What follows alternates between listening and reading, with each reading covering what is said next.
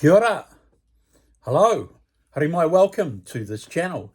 I had all sorts of things that I was going to do today for this, my little talk here on the channel. And I had it envisaged a title, which I'm probably now going to change. So I won't tell you what it is. Or might yet be gonna be, because I haven't fully decided. But I just want to start off with a little bit of a talk about some local artists who have either just released albums or have albums coming out, and also a little bit about some local bands I've seen recently, and also some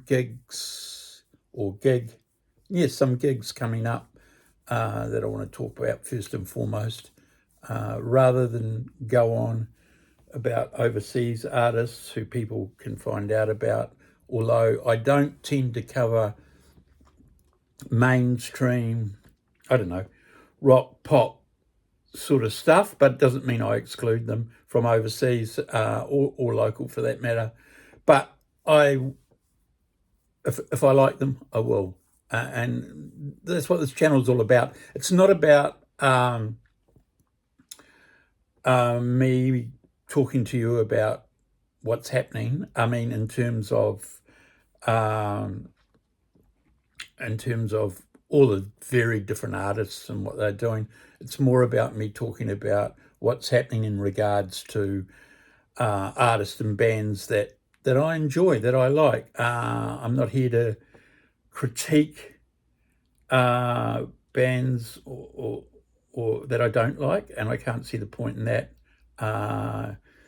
It's a subjective thing, what you like and what you don't like. Anyway, I just want to talk about a recent album, first of all, that came out just earlier this month, on the 18th of April, by a wonderful, amazing saxophone player and flute player by the name of Louisa Williamson. Now, Louisa has just released her second solo album, and I'll just show you a quick look at her cover.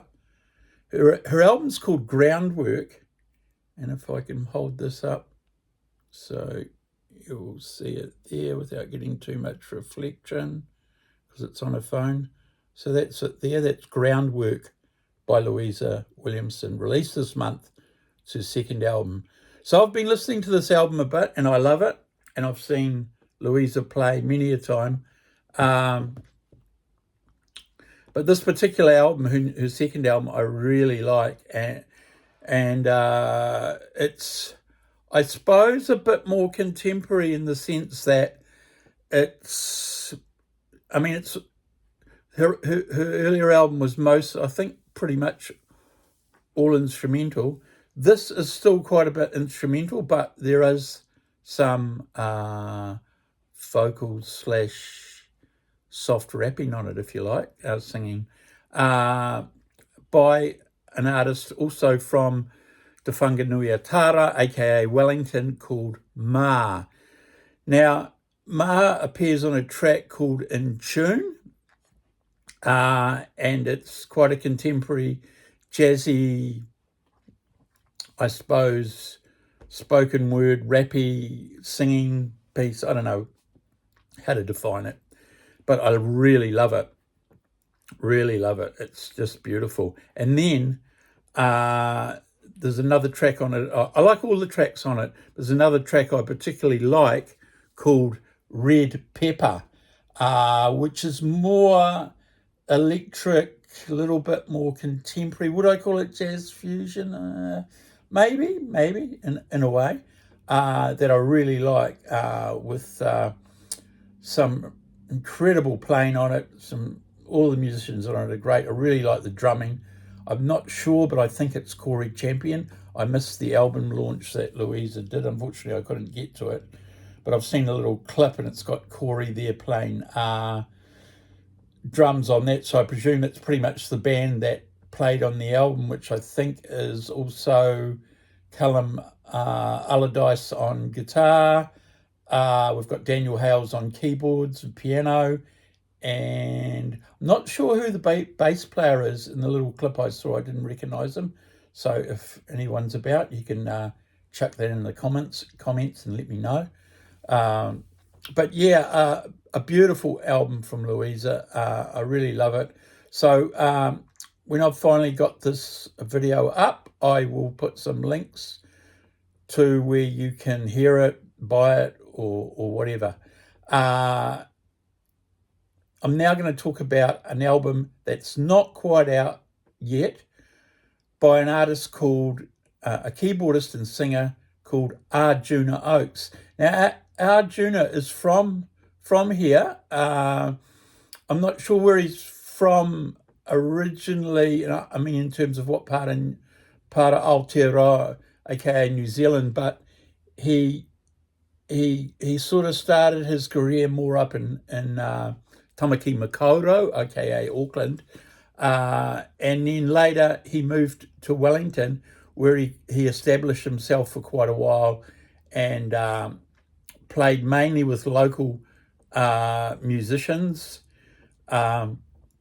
and did some amazing stuff. And I used to go and watch him a bit. I was quite taken by his own original material, which is pretty hard to describe. It's got I guess you could say his voice is sort of soulful, poppy. The music's also a little bit jazzy. There's a lot of funkiness in there.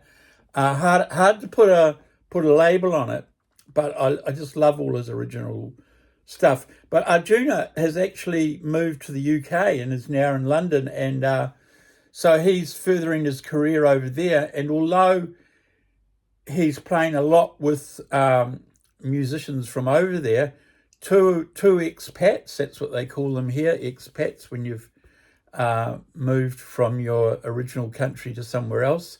Two expats being his drummer, Sam Notman, who's also over there and still playing with him over there.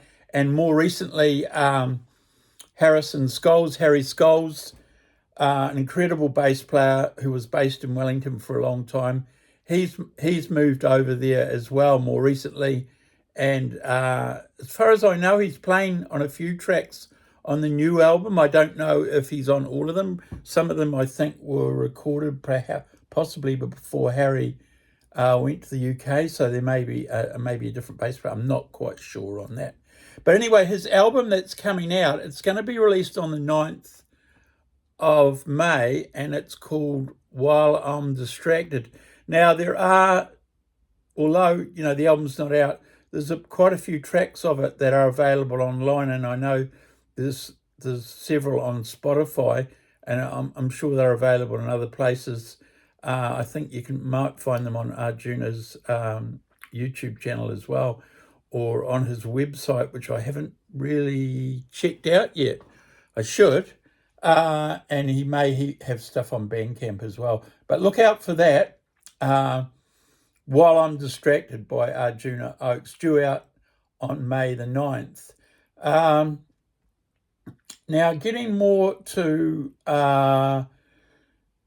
not so much albums, recordings, but bands who have got gigs coming up. And one of my favourite bands from here, from Te Whanganui Tara, Wellington, is Casual Healing, fronted by Nico Tehuki, and a lot of his own material.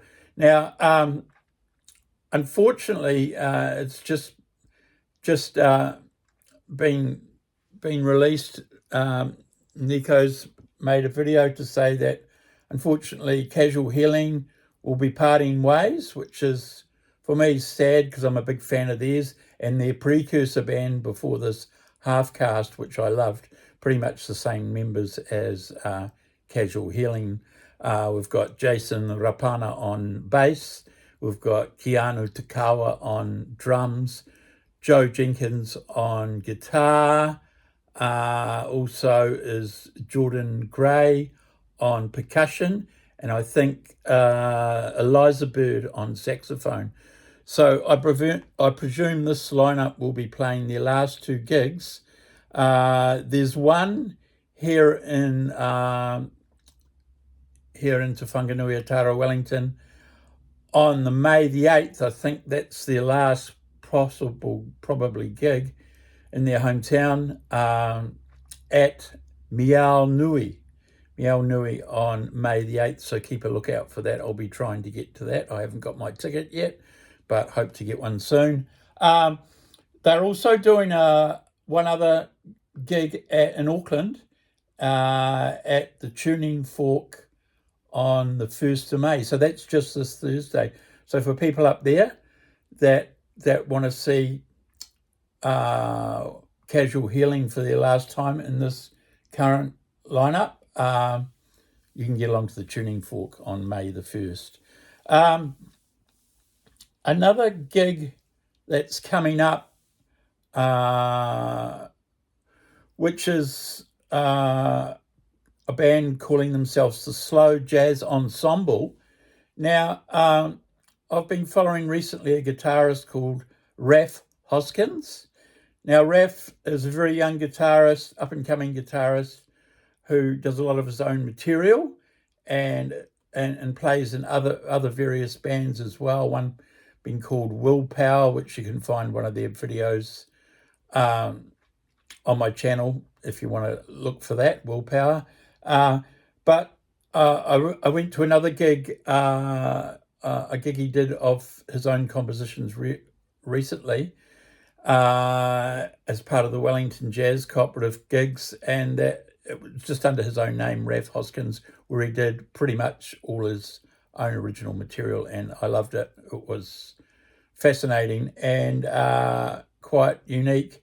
So anyway, the Slow Jazz Ensemble, which Raph has said, and he'll be playing a lot of his own compositions there, and don't let the name kind of fool you, because there will be some more mid-up-tempo songs as well. So that's at the Rogue and Vagabond here in Te Whanganui, Aotearoa, Wellington, this Thursday, 1st of May at 9 p.m. And it's virtually a free gig, or you can pay a koha if you so wish. I think they put your koha in the tuba, which is located near the entrance there. If you want to get along to that gig and donate some of your money, you can do that. So it's 9 p.m. Also want to talk about a band I saw just, when was it? Was it last Saturday night? I think it was last Saturday night, also at the Rogue and Vagabond. And this was a kind of a throw together band who, as far as I know, this particular lineup has never played together, just four of them. And they called themselves Funk Fiends. Now, Funk Fiends was, we had Sam Nakamura on guitar. Now, Sam has recently been living up in Auckland. I'm not sure if he was just back here on holiday or he's moved back here. But anyway, he was here for this gig. And as far as I know, Sam kind of put this gig together.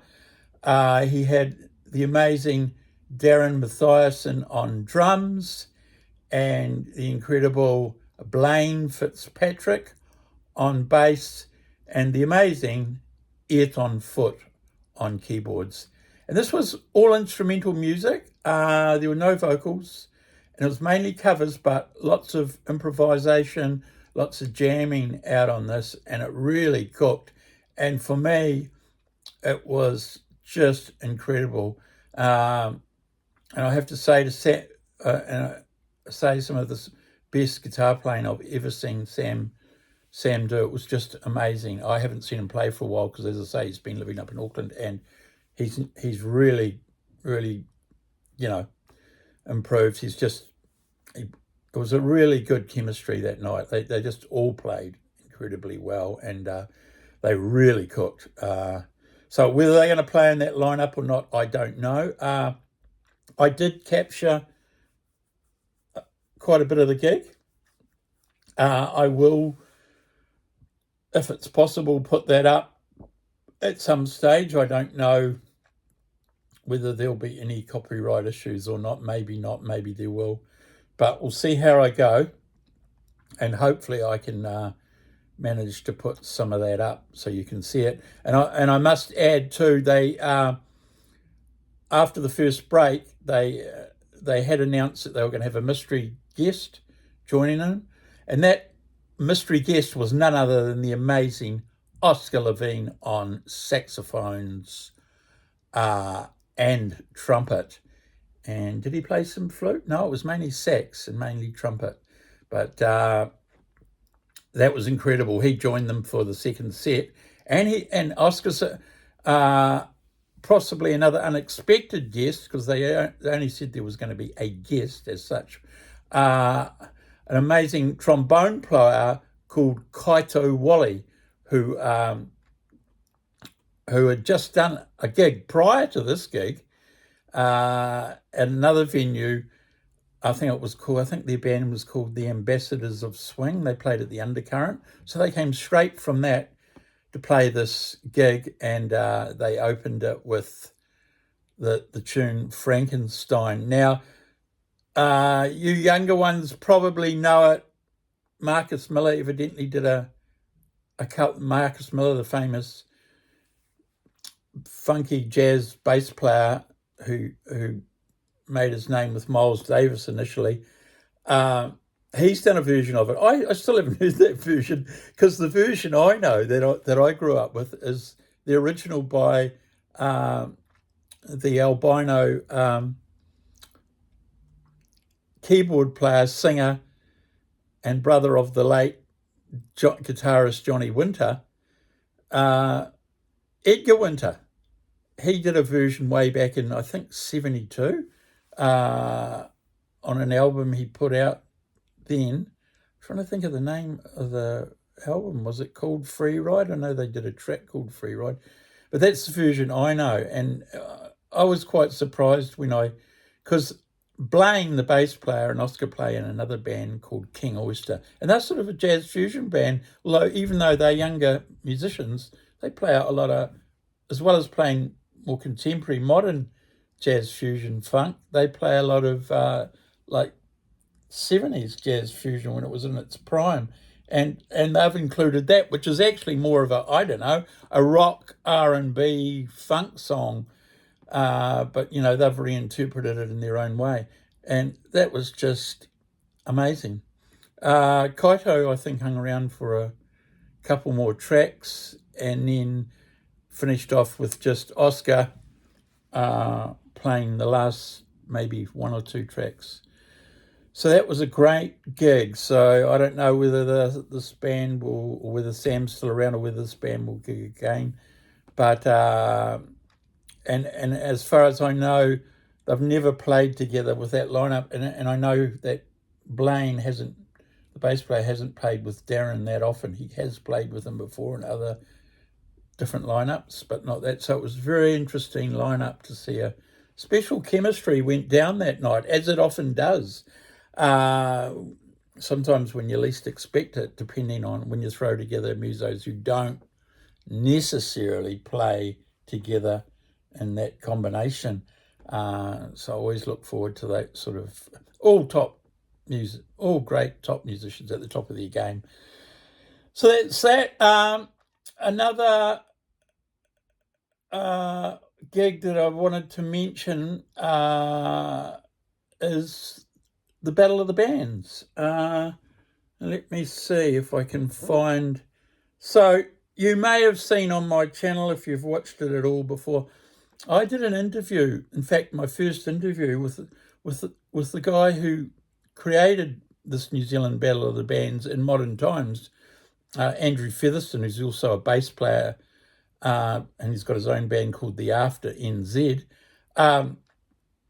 Andrew's been running this Battle of the Bands here, virtually a one-man band. He runs it on his own for about the last, I think it's 30 years. I'm pretty sure Andrew told me it's coming up, or it is this year, to its 30th anniversary. Don't quote me on that, I'm not sure, but something like that. It's an astounding thing that he's done, because he basically promotes it, runs it, organises everything, on most of it on his own, gets other people to help him with the sound and stuff like that, but does all the promotion and everything for it, all the emceeing for it. Incredible.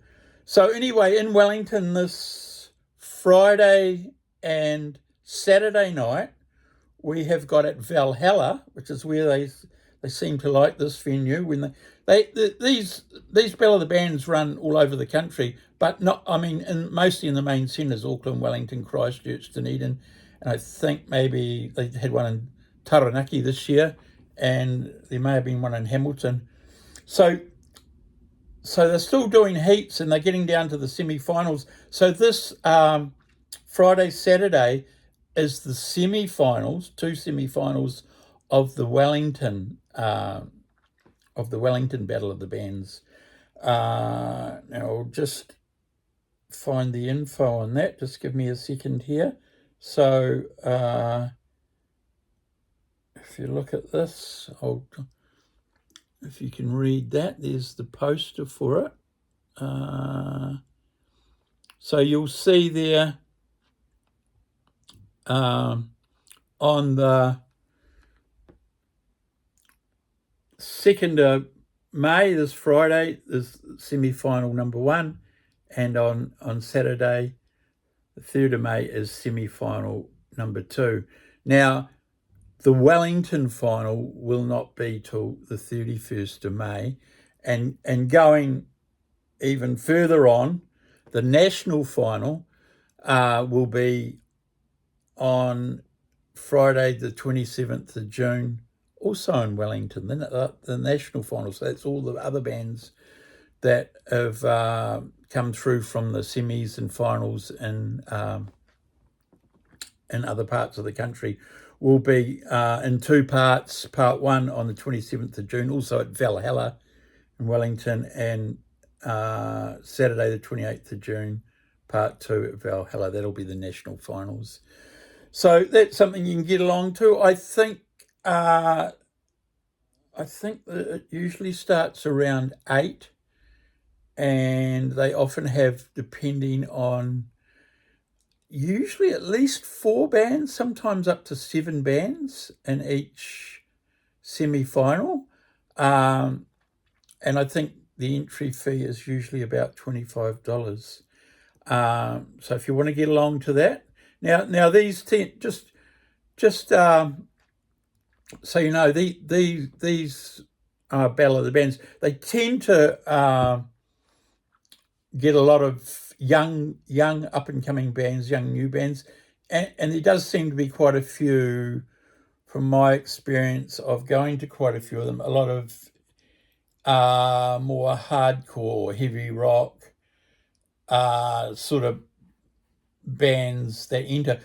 The good thing is a lot of these bands play mostly original stuff. They might chuck the odd cover in, so that's pretty cool. They're all doing, and for them it's like, their chance to get out, enter a competition like this, have the experience, and play their original music. When I say it's mostly heavy bands and often younger bands, that being said, I have seen much older musicians putting bands together and doing totally different stuff, even folk. I haven't seen a lot of jazz, but I'm sure there's been a bit of jazz there. Folk, rock, just rock music in general, not necessarily hard rock, even reggae. So you do get a mixture, but so I don't know too much what to expect at the semi-final. I'm going to try and get along to at least one of them. I might get to both. We'll see how that goes. Now, what else did I want to talk about? Da, da, da, da, da. Uh, oh, okay. So getting away from that and the local stuff, I like to champion the local music as much as I can. But that's not to say I'm not going to talk about overseas artists, because I am. Um, and generally I don't I haven't really got into the swing of talking a lot about overseas artists, and I kind of want to stay away from mainstream kind of pop or stuff that everybody already knows about. So I try and go a bit alternative. I don't mean alternative rock per se, but just stuff that's not, you know, everybody already knows about. It's out there. But in saying that, I'm now going to give a bit of a quick review on a couple of um, pretty well-known overseas artists and older artist bands that have been around quite a long time, and I mean a long time. Although, you know, they always have younger members in the band. So the first one I'm going to talk about is the amazing, the incredible, and one of my favourite vocalists of all time, Chaka Khan. So I was up in Auckland recently, and I had to go up for other family reasons, and I realised when I was going to be up there, Chaka Khan was going to be on. So I thought, well, I'm not going to miss that. I've never seen her. I don't even know if she's been here before. I haven't really done the research on that. I thought I did read something that she was here once a while back, but I'm not sure if that's quite true. But anyway, it was at the Civic Theatre, which for those in Auckland, Tamaki Makaurau, some of you who don't know, was originally an old picture theatre, an incredible old building with a really high roof, and on the roof, even back in the picture theatre days, and they've still got it now, they've got all these reflective kind of stars, and it's all painted black to make it look like you're looking out into the open sky. And that they've retained that. The Civic Theatre was closed for quite a while, and then they reopened it, and now it's more used for, I don't think they do movies there anymore, I'm not sure, for live concerts and other various things. So it was great to go back there. I used to go there as a kid, as a teenager, because I grew up in Auckland in my younger years, and you know, see movies there. And I did actually. There was the odd concert there back in the day, and actually I saw Jethro Tull way back in, I don't know what year that was. It might have been 74, 75. That was pretty amazing. But anyway, on to Chaka Khan. So unfortunately, my ticket, even though I bought it early, was right up in the gods. When I say gods, and if you know what it's like to sit up high, like in the opera house and down here in Wellington and Te Whanganui-a-Tara, it's sort of like that, or high up in the St. James. I think the St. James said, I think the opera house goes up even higher. There's the Civics like that, and I was way up, as high as you can go in the circle, which is pretty high up. So, you know, I don't usually like going to concerts when I'm way up there. I like to be as close as I can, but that's the best I could do, and I wasn't going to miss Chaka Khan, so I thought, well, just make the most of it, and I did. And so it was incredible. I think it exceeded my expectations. I didn't really know what to expect. I know, you know, Chaka Khan's now, I think she's 72. She's turning 73 this year. She,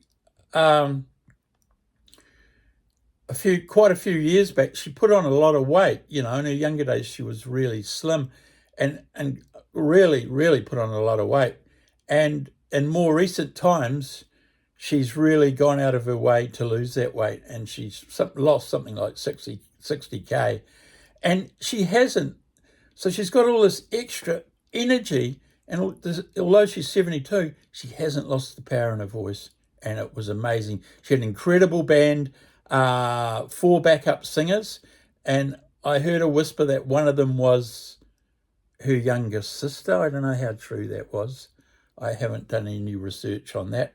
But so there was 4 backup singers. There was keyboards, guitar, bass, drums, and what am I missing? Was that it? I think that might be it. Was there a brass section? No, I don't think there was. I'm trying to think if the keyboardist played sax, but I don't remember seeing any brass. I think a lot of the brass bits would have been done on the keyboards. But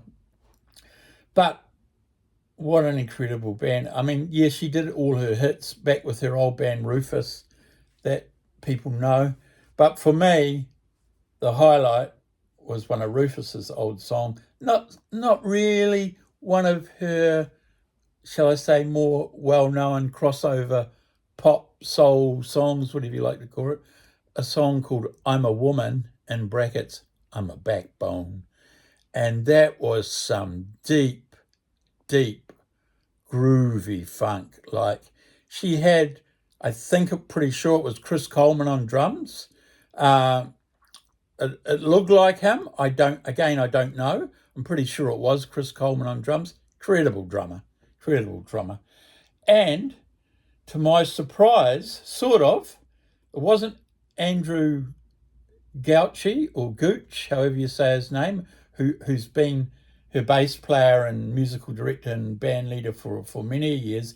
It was the amazing and underrated Alvin Lee Davis. Now, Alvin Lee Davis has been somebody on my radar for a long time. You find him more in he's a session guy, but you find him a lot in the jazz, fusion, funk, crossover scene. He's something else. He really is. And what he did on this track was phenomenal. Although it was sort of frustrating because being way out in the gods, I couldn't really hear it as clearly, the sound as much as I like. I don't know what it was like downstairs, but I've seen some videos people shot from the crowd and a better sound. I shot a little bit, but you can't pick all the different ranges of the bass and particularly, but I could hear enough to hear how low down and dirty and funky and groovy he was. It was just almost menacing, if that means anything. I just loved it. Now, the reason I'm saying this is because I'm a big bass and real drums fan. Not drums and bass electronica, the real deal. And some of you may not know, and I should have put a link to it on my page, but I haven't. I run a page on Facebook called Aotearoa New Zealand Rhythm Sections. So that's for bass players and drummers, and I also include percussionists. Now, so Melvin has popped up on that a few times quite a while back. I must put a link to that page. So although, primarily a lot of the music I prefer is with a band because I love bass and drums a lot, it doesn't mean that's all I like. But primarily I prefer that because I love the band thing and especially the rhythm sections. So when I can see some good groovy world-class musicians get down, I love that. Like I did with Funk Fiends, a local band. Those guys are just as good, I reckon. Like you can't compare them. But what I'm saying is we have world-class musicians here. But anyway, that was the song for me. She did it. They did all the other hits like he can't think of them off the top of his head. Did she do Stay? No, I can't remember that. See, I'm having a mind blank. Having a senior moment, call it what you like. I'm Every Woman. That's a very well-known crossover pop-up. I'm Every Woman. She did other Rufus songs. God, I'm having a mind blank. I can't think what they're called. But the concert was phenomenal. It would. I mean, I know more musicians from down here through my page, but I do know of a lot of the Wellington of the Auckland Tamaki Makaurau musicians, but there was a lot of musicians there. And I even saw Ara, the bass player from LAB, and formerly of KIWI. He was there. In fact, I managed to get a selfie with him after the show. First time we've met in person. So it drew like lots of musicians and older people who know her stuff from way back from her early 70s days with her band Rufus. That was incredible. So the other, I don't know what more I can say about that. It was incredible. It exceeded my expectations despite being way up in the gods, but the vibe was incredible. And I mean, people just got up in their seats, even way up in the gods where, it was quite steep, You almost felt it was a bit dangerous to sort of sway too much. You might fall forward.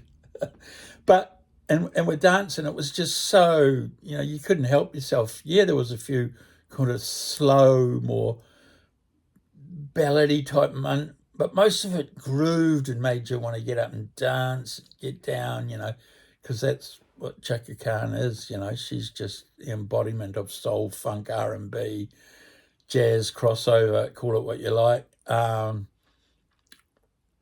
I must say, getting back to Melvin Lee Davis, there's an album I want to mention with this guy. So quite a few years back, it might have even, I can't remember when it came out, quite a few jazz fusion, funk musicians put out an album called Twist of Marley, right? It was led by Lee Ritner, the session guitarist and known a lot of jazz and jazz fusion stuff. Melvin Lee Davis is the bass player on some of those tracks. And honestly, two of the most incredible versions through his playing of I Shot the Sheriff, what he does there, he just, he pops in these little funk bits just discreetly on I Shot the Sheriff, and he just, the placement of them and the way he does it is just incredible. I just love it.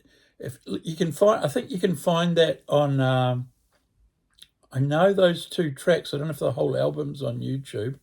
I'll try and get the links and put it down there. Melvin Lee Davis getting down on I Shot the Sheriff, but also his tone on Exodus. It's the meanest, low down tone I've ever heard on Exodus.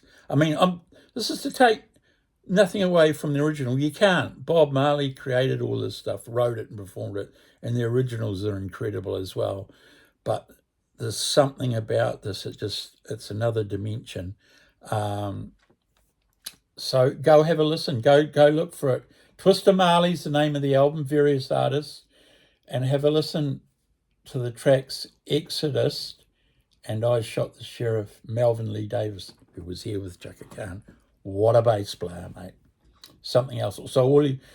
So yeah, you're going to start hearing more about this kind of thing from me because I'm going to, I don't know, I'll be merging stuff because I have a passion for this. I'll be merging things that come over from my rhythm section page into this page a bit. So there's a bit of crossover. I mean, a lot of the live music I do locally with bands, that that I put up on my YouTube channel. You'll also find it on the rhythm section page.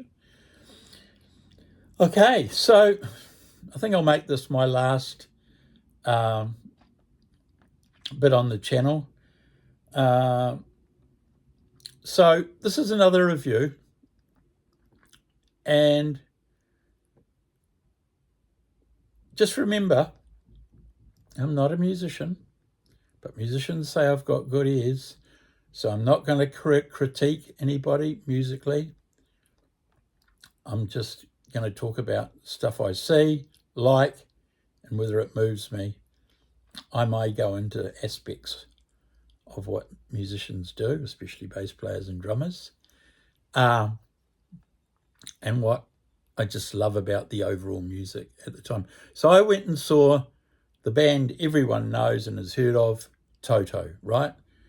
Incredible band. And some of you might be shocked, but I have to admit, I've never been a big Toto fan. Oh, they say, how could you not? Well, that's not to say I don't like them, right? I've never been into them in a big way, like, you know, getting all of their albums, listening to all their stuff. But I've always admired them. And I know for a fact that band, the original members, and of course they had one of the most brilliant drummers ever, the late Jeff Porcaro, who everyone knows in drumming circles is just a freak of nature. So sad he passed away at a young age.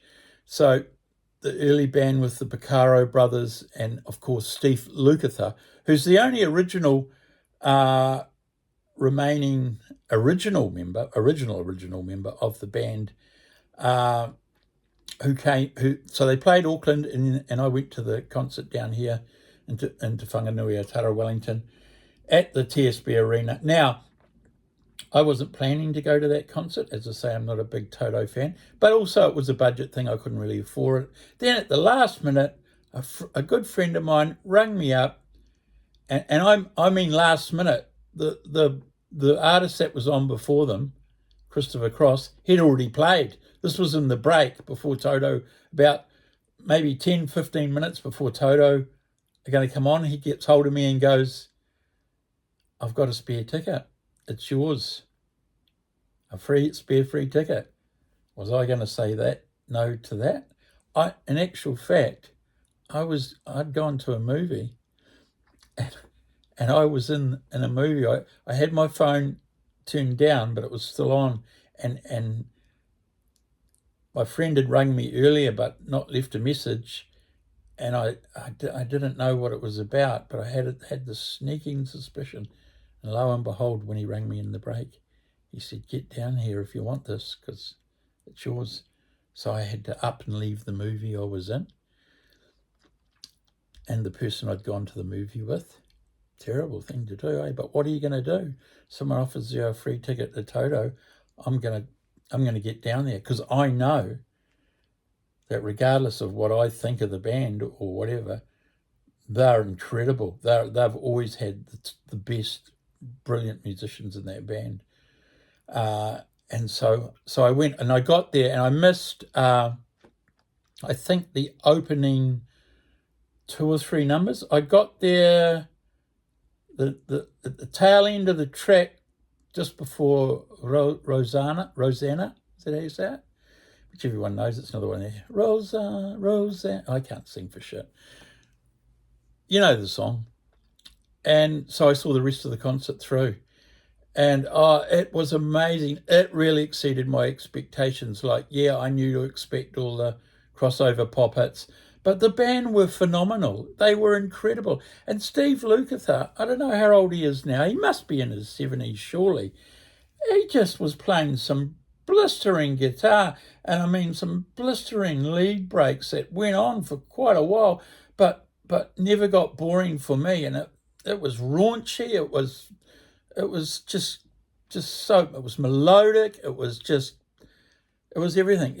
I don't think he's lost it. He's just he's one of the biggest session guys of all time. You know, he's played on thousands of albums, including about 3 Michael Jackson albums and goodness knows what else, aside from obviously all the Toto albums. But he's a new. And then they had Greg Philligaines. Now, a lot of you won't have heard of him. He's the keyboard player, this Afro-American guy. Now, Greg Philligaines is like Steve Lukather in terms of the session muso. He also played on just about every Michael Jackson album there was. And he's played with everybody you can think of. He's just he's a master musician. And I can't remember the rest of the band's name, but I do know, and I've got it here somewhere. If I can just try and find it, just bear with me. So 2 of the youngest guys in the band was the drummer and the keyboard / co-lead vocalist on some numbers. But I want to talk about the drummer Shannon Forrest, whose name I did remember. And one of my drumming friends had said, because I knew nothing about him, I knew he was relatively new to the band. I'm not sure how new. One of my drumming friends had said online, he's a beast. And I thought, I better. And I mean, if you got to follow Jeff Porcaro, and then they've had a few drummers that have sat in since then, and Simon Phillips, one of my favourite drummers ever. All the drummers that have been in Toto have been incredible. So you have to be, to fill these shoes, you got to have something, you got to have something special. So anyway, I went along, and man, he was a beast, all right. Shannon Forrest, I guess it's rock, I guess it's pop, rock, pop, R&B, crossover, there's elements of jazz, I suppose. He was incredible, and he was a beast, and he did this incredible drum solo. It was just incredible, just so solid and so wild, but so contained, and just so much energy. Incredible. Shannon Forrest, take my hat off to him. Great drummer. They've really got a good one there. And I'm trying to remember the guy on keyboard's name. I think it was Jackson somebody. Let me just have a look here. I'll be right with you.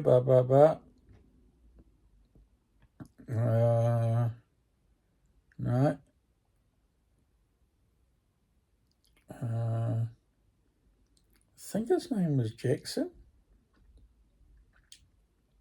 Let's have a look. So,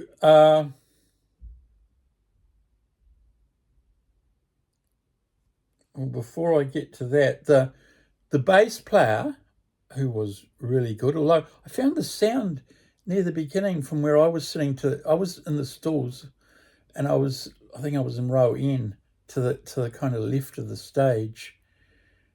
But it wasn't too bad a seat. It was a bit muddy, a bit muffly. But as the concert got on, they seemed to tidy up. The sound got better.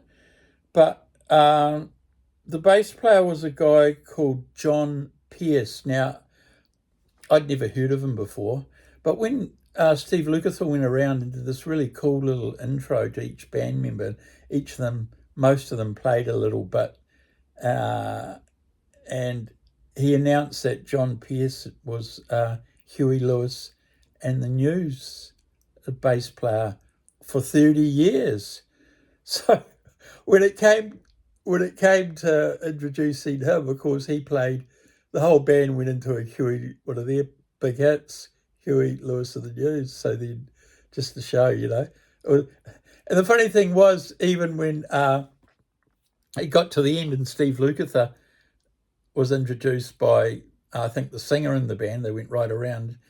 Of course, because Steve Lukather played on Michael Jackson's, which is the album with Beat It? Is it Thriller or the one after? I think it's Thriller. Maybe I've got that wrong. God. the band broke into beat it, and the whole band, and it sounded. We thought, oh my god, just keep going, but of course they didn't. It was just a little touch, and of course we all know that Steve Lukather didn't play the lead solo. That was done by the incredible late Eddie Van Halen. But he was part of the rhythm guitar work, and he's all part of that intro, and that's what he did, play the intro into it, and it's real kick-ass, as any of you would know, even though it was a real crossover pop song. You can't deny that. Very good rock guitar playing.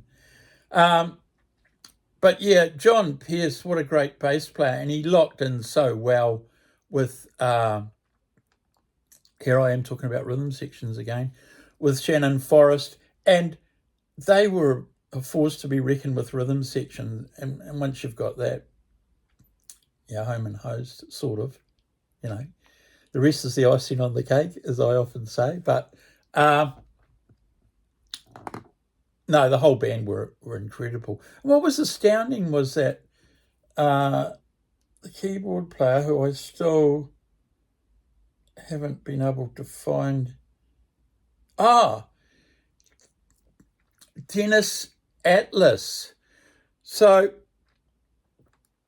he was the keyboard player, right? And I thought his name was Jackson. I don't know how I got that confused, but according to this, he was the keyboard player. Aside from Greg Filliganes, he was incredible too, because he did some lead vocals. They had quite a few vocalists in the band. I think the only two that didn't sing. And when I say vocalists, they all had a turn at lead vocals, not just backing, including this guy, Dennis Atlas. I can't remember what he sang. It was one of the newer songs, or one that I didn't know. And because he would have been him and Shannon Forrest would have been the two younger members of the band. They said Dennis Atlas's age was 27. I'm not sure how old Shannon Forrest is, but incredible vocalist as well. What a talent. So, it's always good when these older, experienced musicians bring in the youth, right? Bring in the youth in the band, to kick their ass a bit with energy, with experience. That's always, to me, that's the best combo in any band. You've got to have a bit of both, mate. You've got to have a bit of young vigor and energy, along with the experience of mature musicians who've been around for so long, but still got the drive and the energy, from their younger years, haven't lost it yet, So yeah, he was incredible. The whole band, the lead singer, whose name I can't remember, don't know if I've got it here. Let's have another look. Joseph Williams, lead vocalist. I